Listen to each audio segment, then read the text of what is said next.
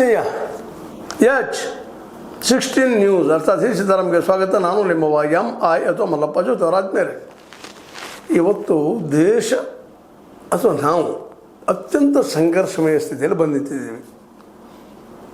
ನಿರುದ್ಯೋಗ, ಬಡತನ, per capital income ಅಂದರೆ ಪ್ರತಿಯೊಬ್ಬನ ಆದಾಯ ಇಡೀ ವಿಶ್ವದಲ್ಲಿ ನಾವು 154ನೇ ನಂಬರ್ದಲ್ಲಿ ಬಂದಿದ್ದೀವಿ. ನಾವು ಹೇಳ್ಬೋದು 6ನೇ ಶ್ರೀಮಂತರು ಇವತ್ತು ಅಂತೇಳಿ.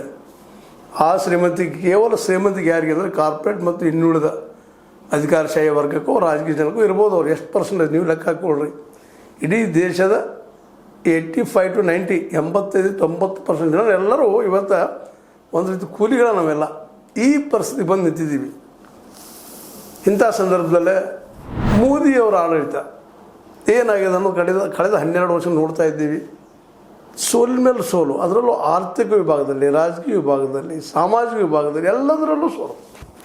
ಹೀಗಾದ್ರೆ ಅವ್ರು ಒಪ್ಪಲಿಕ್ಕಿಲ್ಲ. BJPಗರು ಅಥವಾ RSSಗರು ಒಪ್ಪಲಿ ವಸ್ತುಸ್ಥಿತಿ ಅದದ. ಇಂಥ ಸಂದರ್ಭದಲ್ಲೇ ಇಂಡಿಯಾ ಜನಬಂಧನ್ ಅನ್ನುವಂಥ ಒಂದು ಹೊಸ ಇನ್ನೊಂದೇನು ಸೇರಿಸಿದಾರೆ. ಇಂಡಿಯಾ ಅವ್ರು ನಿಮಗೆ ಗೊತ್ತದ, ಈಗಾಗಲೇ ಇದು ವಿರೋಧ ಪಕ್ಷಕ್ಕೆ ಕೆಲಸ ಮಾಡ್ಲಿಕ್ಕತ್ತದ. ಒಂದು ಸ್ವಲ್ಪ ಇದ್ದಿದ್ರಲ್ಲೇ something is better than nothing ಅನ್ನುವಂಗೆ ಕಾಂಗ್ರೆಸ್ ಒಂದಿಷ್ಟು ಲೀಡಿಂಗ್ ಪೊಸಿಷನ್ದಲ್ಲಿ ಬಂದಿರ್ತದೆ.